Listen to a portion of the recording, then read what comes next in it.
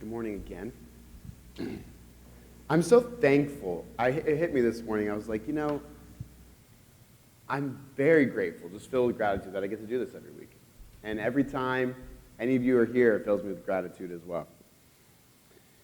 I feel like we've all been given a gift that is this gathering. And it's an important gift for me, so just want to say thank you. If you were here last week, we talked about Pentecost.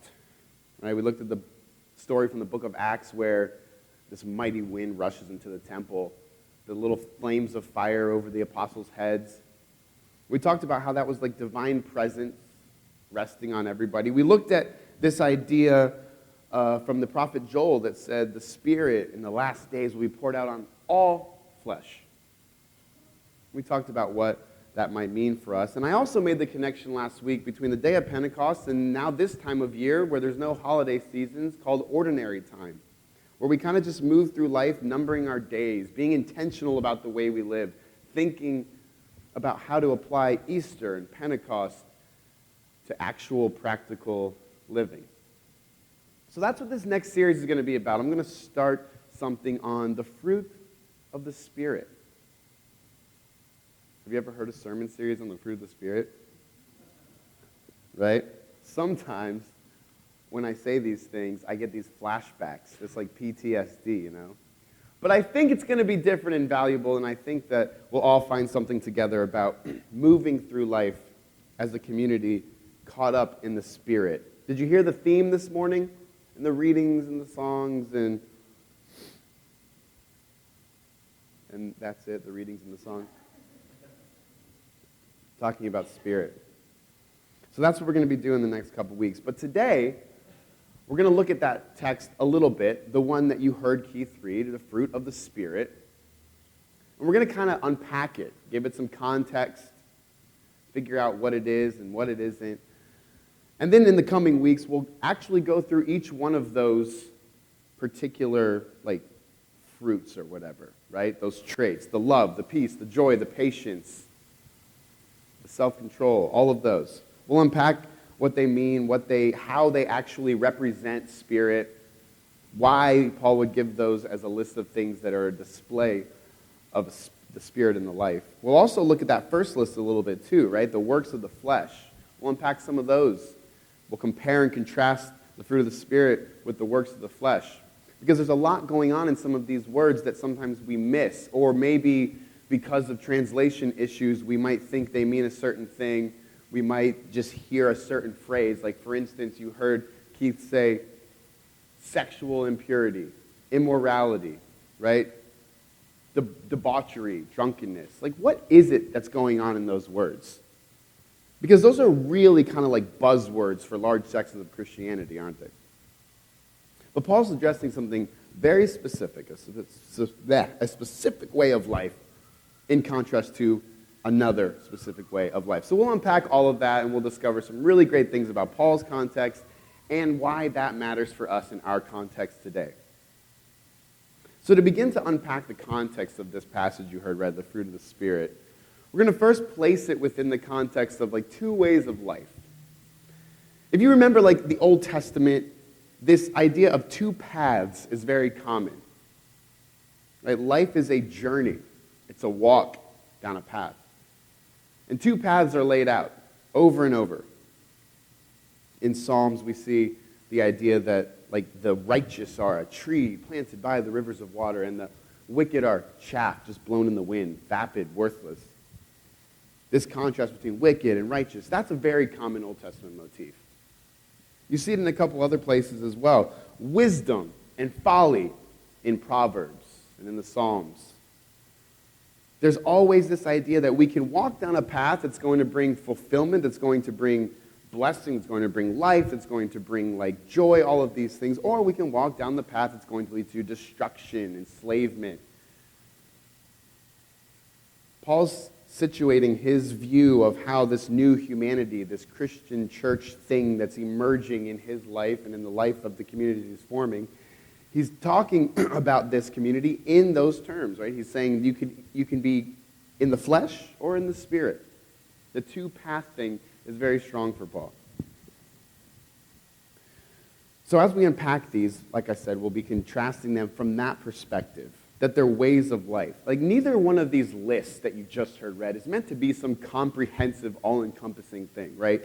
If you read the works of the flesh, you're not supposed to read each individual thing and think, well, if someone's not doing these things, then they're a good person. Or if someone is doing all of the fruits of the Spirit things, then they're a good person. Or if they're not, they're a bad person. It's not really how it's set up. They're not lists of laws. Right? You're not supposed to take the fruit of the Spirit and just each day be like, am I loving? Am I joyful? Am I peaceful? Am I being self-controlled? Right? The idea is that as you walk down the path, this path that Paul is talking about with Spirit, these things naturally kind of like display themselves. And if you notice, they're all kind of similar in that they're connecting, right? They're community forming. Whereas like the works of the flesh, if you noticed, always end in division, strife, the creation of enemies, lines being drawn. So don't carry the list around and try to check off boxes. In order to understand why that's the case, to show like how this view makes sense for Paul, we're going to put this passage in its context. And what I mean by in its context is in its book. We're briefly going to look at the entire book that this passage comes from today. Do you think I can do it? Britt said, don't get bogged down in the details. Sometimes you get bogged down in the details. And I said, you're right. I won't get bogged down in the details this time. Or will I? We'll see. Does anyone know what book that comes from? We have a winner. You know what's funny about this is as I was thinking, I'm going to put it out there. I'm going to say, hey, what book is this from? I knew it was going to be Jerry. I just knew it. I really did. As I was preparing for this sermon, it's like Tuesday, and I go to my computer, and I pull up Logos, and I'm like going to pull up the Fruit of the Spirit passage, start reading it, and I didn't know where it was. I was like, wait, what book is... That's Philippians, right? And I was like, no, it's not Philippians. I know it's not Colossians. That's the high Christology. I know it's not. Which one is it? Just as a test, after I figured out it was Galatians, right? I talked to Britt. I said, hey, Britt, Fruit of the Spirit, what book is that in? And she's like, I don't know. I think like Philippians 4. I was like, nope, wrong. And I knew you were going to say that. It's Galatians. The reason I'm bringing this up is that sometimes, like in the book of Galatians, and I'm assuming here a lot of biblical literacy, aren't I? But that's okay because I know everyone in this room. Sometimes we look at the book of Galatians and we remember these like big flashy things, like the time when Paul tells the story about Peter and he just blasts him and he's like, Peter's forsaking everything about Jesus because he's embarrassed to eat with Gentiles when the Jewish people are around. We also think of that huge dichotomy in the book, faith versus works, right? Like that's what Galatians is, faith versus works. If we know anything about church history, we know that like Martin Luther just really got off on the book of Galatians and it was like his thing. We also think about the time when Paul's like the most brash and most like vulgar he's ever been in the New Testament. And he says, all these people, you Gentile men, all these Jewish men that are trying to get you to circumcise yourself, they're so big into like cutting things, I wish they'd go all the way and emasculate themselves. Right? It's like that's Galatians to us. Like this like brash, no, don't follow the works of the law as this badge of honor. And then all of a sudden, we get to the end, and it's like, and the fruit of the Spirit is love, joy, peace, long-suffering. And it's just like this thing we put on walls. It's this thing we hang in our homes, right? It's like this little trite kind of fluffy thing that just gets put places. Decorations. And we kind of let it get divorced from its context. And we think it might not quite fit, or how does it fit? But actually, if you read the book of Galatians, and this is crazy because for the first time ever, I really realized how much Spirit actually frames the entire letter. If you read the book of Galatians, Paul introduces himself, of course, like he always does, his little greeting. But then he says, is he going to get to the crux of the matter? He's going to start addressing the Galatian people about this problem they have of like trying to use the law as this badge of honor and even trying to get Gentiles to do that. He starts off by saying this, did you receive the Spirit by works of the law, or did you receive the Spirit in faith? Right? This whole law works thing, this thing that like the rest of Galatians goes into, is begun by asking, from whence comes the Spirit? Is it a faith thing, or is it this badge of honor works thing? As he moves through the book, Spirit comes up several other times. He makes the point that where the Spirit is, there's freedom, particularly freedom from the law. He says this freedom thing really heavily in the beginning of Galatians 5. And he says, like, for freedom's sake, you were made free. Right? Like, where the Spirit is, ultimate freedom arises. For no other reason than the sake of freedom itself. And he calls them over and over again, like, you started in that Spirit. Why are you trying to leave it and go back to enslavement? Why are you giving up your freedom? And then, of course, we move into the fruit of the Spirit. So it's all very natural because he begins by asking them, how did they come into the life of the Spirit? And he ends by saying, like, look, this is what's displayed when you keep walking down that path. The book's more about Spirit than I had ever realized. So we're going to unpack a little bit the framework of these verses.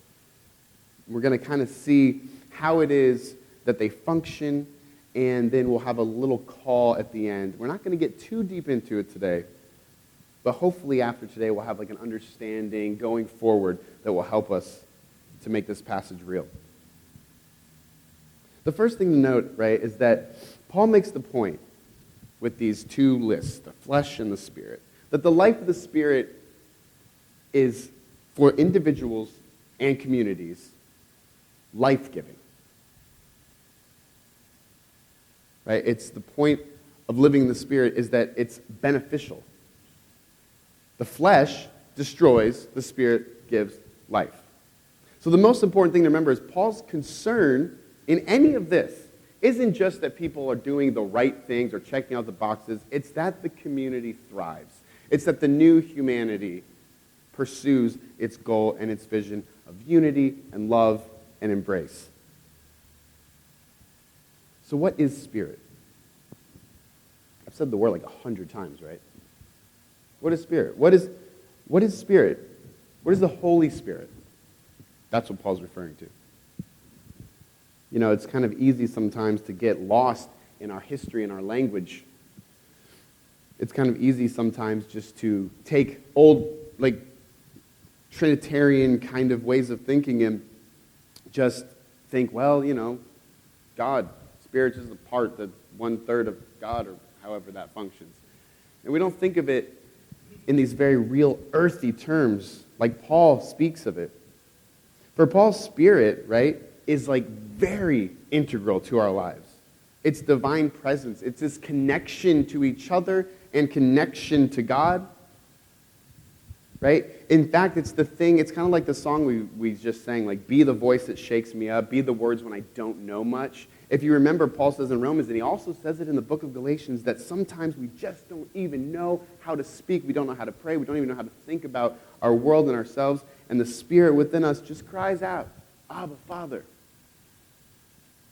The Spirit is that which is so deep within you, guiding you, pulling you into the new humanity. Right? It's that thing that's always listening. Even when, like, you might not be listening, the Spirit is listening. We also know that in other places, Paul refers to the Spirit as something that's, like, irrevocably yours. Right? Like, the Spirit can't just, like, come and go. The Spirit doesn't just, like, leave. It's deep within you. It's a part of who you are. This is why Paul says at one point, don't quench the Spirit. He doesn't say, like, you know, hopefully the Spirit is still in you or something. No, it's like, it's there. It's burning. That fire, that presence that we talked about last week, it's in you. But you have to listen for it. You can quench it. You can try to, like, put out that flame. But ultimately, it's there, listening for you. If you listen for it, you'll be guided into that way of the life. On the flip side of this is flesh. Right? So what is flesh? Well, if Spirit is that of God which pulls us forward, pulls us into new humanity, guides us into ever new ways of life, then flesh is the opposite of that. Right? It's that which holds us back. It's not body. Like we use the word flesh for like meat, bones, right? Flesh doesn't refer to body. The Greek word for body is soma. The Greek word for flesh is sarx. So it's a different word. Flesh is simply the opposite of spirit. Flesh, if you look through the book of Galatians, is the natural way of living. In other words, that which is given to you. Right? When you're born, you start moving through life, so many things are given to you. I was talking to Cody about it earlier because Braylon, my oldest son, already has so many traits that I know absolutely come from me. Right? This morning he had this experience where he spent the night with his grandparents, and Lois calls me this morning. She's like, is something going on at church before 11 o'clock? And I was like, yeah, there's a 10 o'clock thing. And she's like, okay, because Braylon is very upset that he's going to be late for this. And apparently, as she was talking to Eldon, Braylon said, Mana, stop talking to Eldon. You're wasting time. Right? He tells her you're wasting time. He gets here. I see him get here. She brings him at 10, like, great Mana. Gets here, sees Emmett, goes up to Emmett and says, did I miss anything? And it hit me. I was like, he's 7 years old, and he's worried about, did I miss anything? Right? This is the natural way of living. It's something that he just picked up from me. Paul talks about it in terms of like the paganism that his hearers would know and have lived in. He says, after finding the spirit of freedom, where there's no demands to be made on you, even from yourself, why would you go back to the elemental forces? Right? Why would you go back to what is old? Why would you worship these gods that say, oh, we'll make your crops grow if you love us, if you sacrifice to us, right? Paul's like, life is bigger and more expansive than that. Spirit is bigger and more free and more expansive. Don't go back to the old. That's the way of the flesh. See, flesh is that which we cling to unthinkingly. That's what Paul means when he says it's natural. It's the things we cling to unthinkingly. It's the things we don't even know that we don't know. It's the things we're enslaved by. The things that control us, even without our knowledge. Right? There's demands from these forces that then lead to destruction. If you follow the flesh, if you follow the natural ways of living, then you end up trying to protect the systems that enforce those. Right? It leads to divisions, as Paul says, because it's very natural for them to lead to divisions. Oh man, am I going to miss something? Lash out at Mana. Right? Small example, but it's true. We all have this experience of if we're trying to be pulled, if we're like being pulled back by something and we're not moving forward in life, we protect ourselves. We lash out at each other. We withdraw in isolation. We work to convince ourselves that this is actually the right way. Anytime you have to work to convince yourself, you see patterns of life where you realize you're enforcing something you believe, that's probably a sign of flesh. So that's what flesh is. It's simply that which holds us back. It's the natural, given to us way of living that we cling to unthinkingly. So the call then today, as we move forward into next week, it's going to be the call over and over, and it'll be more specific as we go on. But it's to really echo Paul's call in Galatians. Once you've tasted the Spirit, once you've tasted new life, new freedom, once you've realized there's something pulling you forward, guiding you into freedom. You don't have to be enslaved by anything.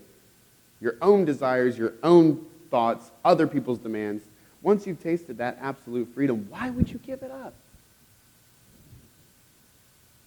Paul's question in the Galatians is the universal question for us all. Why would we trade that? So don't trade it. Lean into the Spirit. Watch for the ways that you enforcing the natural things that were given to you by your parents or yourself or whoever, watch for those in your life. Carry the two lists with you.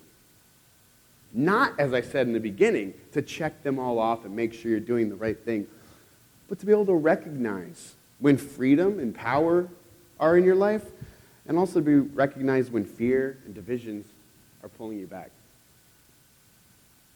Because if the Spirit is to teach us anything, Paul's clear on this in Galatians and in Romans and Corinthians. It's through listening. So this will be a time, a season of listening. Listening to what's going on inside. Thoughtfully unpacking them. And in this, the Spirit will guide us into love and joy and peace, patience, gentleness, meekness, self-control.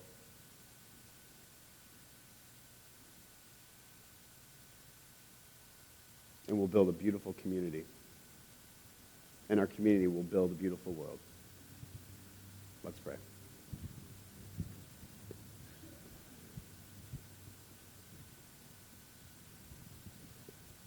Spirit of God, bind our hearts. Arise from within our midst.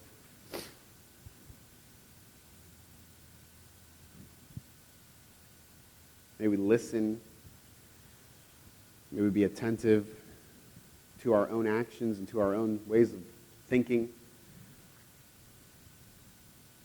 May we be willing to admit when we've given up freedom, when we've tried to cover over that kind of burning of the fire of the Spirit inside, when we've tried to splash water on it because maybe it's too wild or too free. May we let it burn.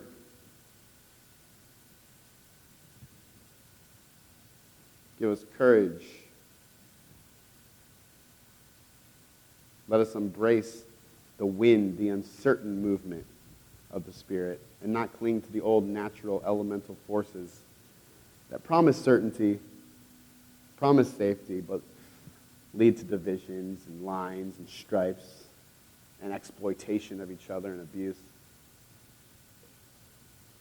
Do this for us. Amen.